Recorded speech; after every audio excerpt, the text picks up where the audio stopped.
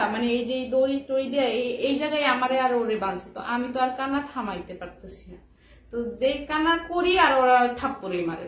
তো প্রথম দরজা খুলছে মতন আমি উঠছি, উঠতে দাঁড়াইছি মতন মানে খালি গায়ে আর হাফ প্যান্ট পরা দেখে আমি ওইগুলো দেখে জোরে চিৎকার দিছি। তো চিৎকার দিছি মতন ওরা আমার গালে এই গালে মানে থাপ্পড় মারছে।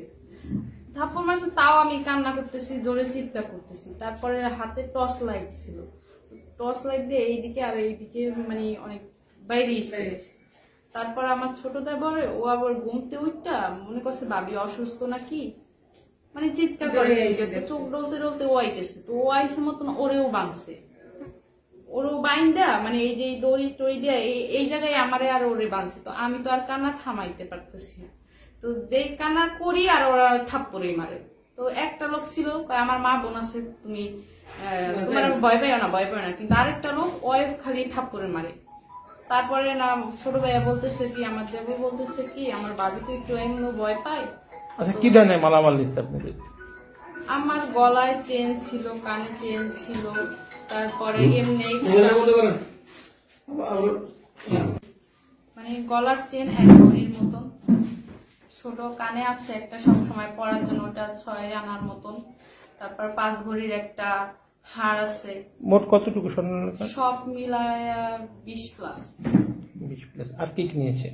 আর ফোন টোন সব নিছিল, মানে ফোন এই যে আমার ফোন সব নিয়ে গেছিল। বাট ওইগুলা না লাস্টে যে দেখি ফোনে মানে ফোন ঢোকে কিনা, একটা ছোট না আমার ছোট দেওয়ার 2টা ফোন, তো একটা তো নিয়ে গেছে, আরেকটা ওর কাছে রুমেই ছিল।